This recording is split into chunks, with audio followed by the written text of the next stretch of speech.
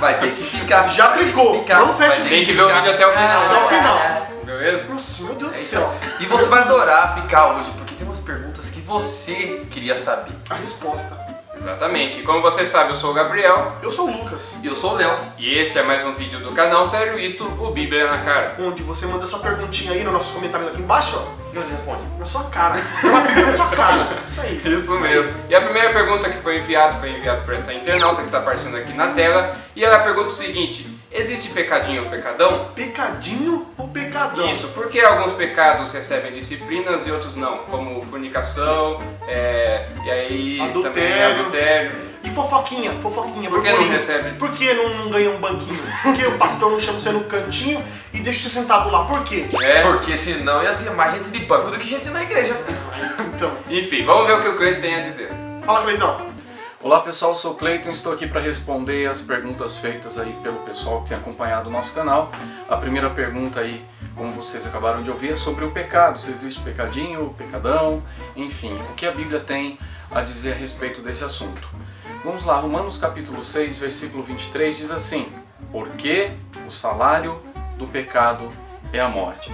Em primeiro lugar, eu queria enfatizar o seguinte: essa pergunta nós precisamos tomar um certo cuidado com a própria pergunta. A preocupação não é apenas com a resposta, mas com a pergunta. Por quê? Porque quando você faz uma pergunta se existe pecadinho ou pecadão, dá a impressão de que os pecadinhos são aqueles pecados que não têm consequências maiores ou que eles podem ser cometidos, e o pecadão não, é o pecado grave, aquele pecado ruim. Então, o que a Bíblia diz é que todo pecado, independente da sua natureza ou da sua gravidade, é uma ofensa direta a Deus. Então, o cristão ele tem que tomar muito cuidado. O pecado é totalmente destrutivo, sendo ele pequeno, sendo ele apresentado no diminutivo, o pecadinho, ou apresentado no aumentativo como pecadão. Então tenha em mente isso. O salário do pecado é a morte. Mas o que acontece é que realmente o pecado ele difere. Um pecado difere do outro na sua gravidade. Nós temos alguns exemplos bíblicos que provam isso. Lá no livro de Atos, nós vemos que Ananias e Safira, eles mentiram ao Espírito Santo. E a Bíblia diz que quando eles mentem ao Espírito Santo, Pedro recebe de Deus naquele momento a revelação de que eles estavam mentindo, e Pedro joga uma sentença sobre a vida de Ananias, e a Bíblia diz que Deus tira a vida dele naquele momento. Ele morre e cai aos pés de Pedro. Depois vem a mulher de Ananias procurar por ele e encontra com Pedro e retifica a mentira de Ananias. E a Bíblia diz que Deus tira a vida dela também. Ela cai morta aos pés de Pedro. Então, foi um pecado que foi considerado grave aos olhos do Senhor, mentir ao Espírito Santo. Mas nós também vemos na Bíblia outro pecado, um livro de Atos, inclusive, em que tem um homem lá que ele quer comprar, eu não me lembro agora o nome dele, mas ele procurou os apóstolos querendo comprar o dom, dizendo: olha, quanto de dinheiro eu posso dar a vocês para ter esse dom de impor as mãos e as pessoas serem curadas, enfim. E Pedro repreende ele, o mesmo Pedro que foi usado por Deus para lançar uma sentença de morte para Ananias e Safira, é o mesmo Pedro que repreende aquele homem, não me lembro se o nome dele era Simão, enfim, repreende ele, mas ele não cai morto duro. Então a gente vê que o pecado ele difere sim na sua gravidade. Tanto é que João diz assim: irmãos, existem pecados que não são para a morte, mas existem pecados que são para a morte. Por esses eu digo que vocês não orem. Ou seja, pelo perdão das pessoas que cometem esses pecados, que segundo João eram pecados tão graves que o resultado seria a morte imediata. Então o pecado difere na sua gravidade. Mas o pecadinho não deixa de ser pecado e não deixa de ter também as suas consequências. O pecado também difere em suas consequências um do outro. Nós vemos que pessoas que são dotadas por Deus de maior autoridade, maior conhecimento, maior sabedoria, as consequências dos pecados dessas pessoas são maiores. A Bíblia fala sobre isso, diz que a quem mais é dado, mais é requerido. Na época de Davi, com certeza muitas pessoas adulteraram ou cometeram o pecado do assassinato, mas Davi recebeu uma sentença muito séria da parte de Deus porque ele era rei. Então as consequências do pecado dele, pelo fato dele ser rei e de ter dado ocasião ao nome do Senhor ter sido blasfemado por causa das atitudes dele, fez com que ele tivesse que arcar com as consequências desse pecado durante boa parte da vida dele. Então o pecado ele também difere em suas consequências um do outro. Voltando a frisar que mesmo o pecadinho é um pecado que ofende a natureza santa de Deus. A pergunta também fala sobre a questão da disciplina, a disciplina eclesiástica. Por que alguns pecados são disciplinados e outros não? Na verdade, a igreja ela faz uma avaliação. Nós não temos na Bíblia muito clara essa questão da disciplina. Nós temos algumas situações que o apóstolo Paulo, inclusive ele fala numa das suas epístolas, e ele pede que aquela pessoa que estava em pecado ela fosse excluída da comunhão da igreja para que fosse levado ao arrependimento. Então é necessário entender que a disciplina ela tem o objetivo de levar a pessoa ao arrependimento, a pensar a respeito do seu pecado e a evitar cometê-lo. Mas a Bíblia não dá muitos detalhes a respeito de como a disciplina ela deve ser estabelecida para quais pecados. A igreja as igrejas são que durante muito tempo, hoje nem tanto, mas antigamente elas praticavam muito o ato da disciplina, algumas apenas para pecados mais graves, outras para pecados que elas consideravam, até para pecados considerados menos graves. Então elas tinham esse hábito de disciplinar. Mas isso não é uma questão que está muito clara dentro da palavra de Deus. A Bíblia diz, que se nós andarmos na luz como Ele na luz está, temos comunhão uns com os outros e o sangue de Jesus Cristo nos purifica de todo o pecado. A Bíblia também diz que nós temos um advogado no céu para com Deus o Pai, e Ele é a propiciação pelos nossos pecados. Então somente é necessário que haja o arrependimento em nosso coração. Então talvez não seja necessária a disciplina para que haja o arrependimento. E o perdão de Deus não está condicionado à disciplina, o perdão de Deus está condicionado ao arrependimento. Bom, então a questão da disciplina é uma questão denominacional, congregacional. Ela aparece na Bíblia quando a pessoa se recusa a se arrepender do pecado e deixar a sua prática. Paulo usa muitas vezes uma expressão, olha, entregue a Satanás para a destruição do corpo, mas para que o espírito seja salvo no dia do Senhor. Ele está dizendo o seguinte, que a pessoa fosse disciplinada, fosse excluída da comunhão da igreja e estivesse, assim, de certa forma, sujeita, sem a proteção da igreja, sujeita aos ataques do inimigo, e ela pudesse se arrepender dos seus pecados para que ela fosse salva. Bom, minhas observações a respeito dessa pergunta são essas. Se tiverem algum comentário a fazer, alguma outra pergunta, coloque aqui embaixo nos comentários e Deus abençoe todos vocês. Então, pessoal, essa foi a resposta do nosso amigo Cleitão. Espero que tenha ajudado. Se tiver mais dúvidas, manda aí. Onde que manda, Lucas? No comentário aí embaixo. Beleza? E a segunda pergunta? A segunda pergunta foi essa internauta que mandou pra gente, e a pergunta é o seguinte: os animais vão para o céu quando eles morrem e eles têm alma? Cleitão, responde aí, porque essa aí até eu respondo. Mentira, eu não respondo não. Vai, Cleitão. Ok. Respondendo agora a pergunta sobre os animais, se eles possuem alma, se eles vão para o céu.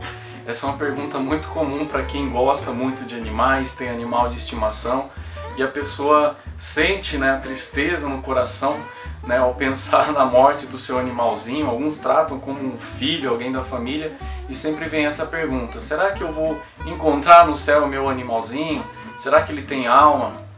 Bom, vamos ler a Bíblia em Gênesis capítulo 1, versículo 24, diz assim: E disse Deus, produza a terra seres vivos segundo suas espécies, gados, animais que rastejam, animais selvagens segundo as suas espécies, e assim foi. Em primeiro lugar, nós precisamos responder à questão da alma dos animais. A Bíblia diz que os animais foram criados antes do homem, mas de uma maneira diferente. Deus disse, produza a terra seres viventes, e assim foi. A vida dos animais, ela foi feita de forma diferente como a vida do homem. Mas quando Deus criou o homem, Deus o fez do pó da terra e assoprou sobre ele o fôlego de vida. E o homem se fez, recebeu de Deus a vida, diferente dos animais. Então, a vida dos animais é diferente da vida do homem. O animal, ele não tem uma alma, e se ele tiver uma alma, não é com uma alma humana. A vida animal, ela se extingue com a morte. Não existe vida após a morte para os animais. Bom, eu sinto muito de dar essa notícia. Os animais, eles têm instinto, eles têm uma parcela de inteligência que condiciona ele a ter as respostas que eles têm e que faz a gente pensar que eles pensam como nós, que eles entendem as coisas, eles sentem, têm emoções como nós temos. Na verdade, os animais, eles não são racionais, né? Eles são seres irracionais e eles não possuem essa parcela espiritual que é a alma que nós possuímos e que nos foi dada por Deus. Sendo assim, os animais, eles não vão para o céu, né? E eu vou até além. Se nós acreditássemos que os animais iriam para o céu, tendo em vista que o pecado afetou toda a criação de Deus, nós estaríamos pensando que Cristo morreu também pelos animais, o que é uma ideia meio estranha, né? Cristo morreu pelos homens para salvar a alma humana, né? E para dar ao homem o direito de herdar a vida eterna. Então, se nós pensarmos que o animal vai ir para o céu, nós estamos dizendo, Cristo morreu pelos animais. Na verdade, não aconteceu, porque os animais, eles, embora tenham sido afetados também pelo pecado que destruiu, que corrompeu a criação de Deus, eles não possuem alma. A vida animal, ela se extingue com a morte. Mas eu também tenho uma boa notícia para você. A Bíblia diz que no céu existem seres que foram criados por Deus. Se você ler o livro de Apocalipse, você vai ver nas visões de João, ele vê alguns seres que também foram criados por Deus, além dos anjos. Nós não sabemos quem são esses seres, como eles são. João tem na visão de João tenta descrevê-los, mas eu tenho certeza que nós teremos surpresa no céu. Pode ser que o seu animalzinho não vá para o céu junto com você, mas chegando lá você vai ter muita surpresa da parte de Deus. Deus abençoe. Espero que você tenha entendido a resposta, não tenha ficado triste, porque a vida é assim mesmo. Então, bora para a próxima pergunta. Então, e você que ficou até o final, por aquele momento especial que a gente sempre anuncia no começo do vídeo. Agora eu tenho uma pergunta pra você, que essa pode dizer que é polêmica, Gabriel? Você que gosta dessa palavra? Não sei se é polêmica, depende. Pode. Aí você tira sua conclusão e deixa no comentário. Deixa no comentário aí, A pergunta foi feita por esse internauta aqui, onde ele está? Tá aparecendo na tela. E a terceira pergunta é: pode o cristão fazer uso de bebidas alcoólicas? Vamos ver o que o Cleito tem a dizer sobre isso. Polêmica.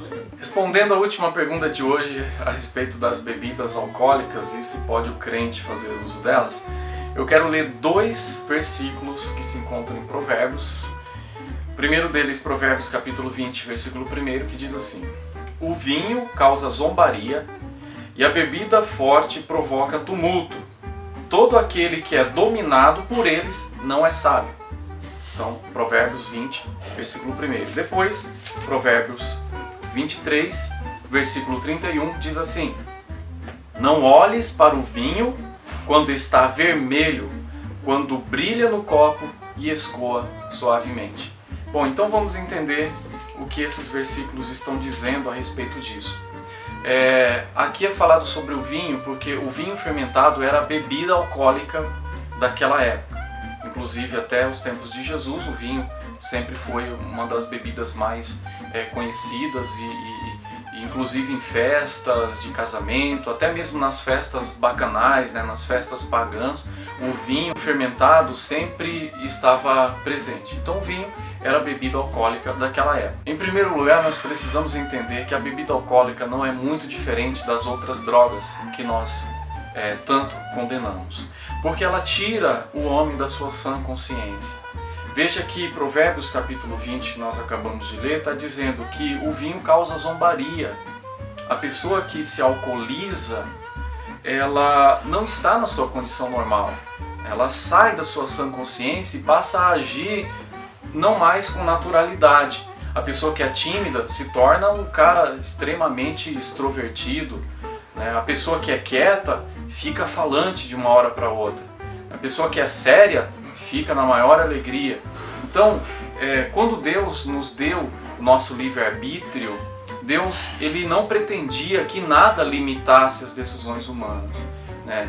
Então, o maior argumento contra a bebida alcoólica é esse, é que a bebida alcoólica ela tira o homem da sua sã consciência, ela altera o livre-arbítrio humano, os pensamentos humanos, a forma como o homem sente e avalia as situações, por isso ela é condenável.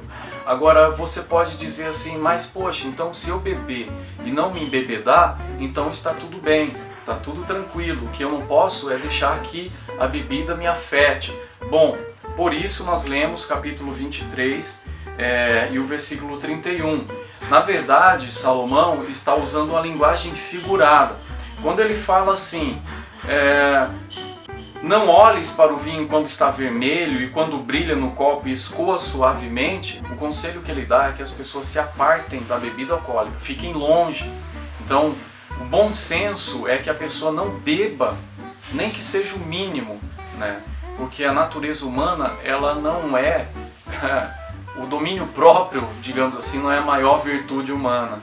Então uma pessoa que começa a beber um pouco, de repente, ela, quando menos esperar, pode beber além da conta e as consequências são desastrosas, como diz aqui a palavra do Senhor. Então o conselho para você é que se aparte da bebida alcoólica. Ao cristão, certamente não convém que beba, por mínimo que seja.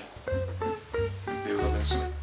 Bom pessoal, esse foi mais um vídeo, espero que vocês tenham gostado. Mandem mais perguntas que com certeza a gente vai fazer as avaliações delas e se passar pela nossa avaliação a gente vai responder. Exatamente. Então. E obrigado pela atenção. Mais alguma? Eu quero falar um negocinho aqui. Dá um like. Outra coisa, pessoal, às vezes vocês estão vendo esse vídeo e não viram os anteriores, que tem um conteúdo bem legal para vocês assistirem lá. Dá uma conferida aí no nosso canal, se inscreva, compartilhe no seu WhatsApp, no seu Facebook, no seu Snapchat. Ó, aqui agora, onde eu tô apontando, vai aparecer o vídeo do Serviço 5. E aqui vai aparecer o Bíblia na Cara 2, ok? Clique aqui em um dos dois e você vai direto pro vídeo, beleza? Isso aí mesmo. A magia da edição é sensacional. Nossa, cara, editores profissionais. Isso aqui fica caro, meu. Trabalhando produção. Produção, liga o ar-condicionado aí. Ok. Tudo isso aí. Muito obrigado, pessoal. Valeu. Tchau, gente. Tchau. Dá um like. Tchau, tchau. Tchau.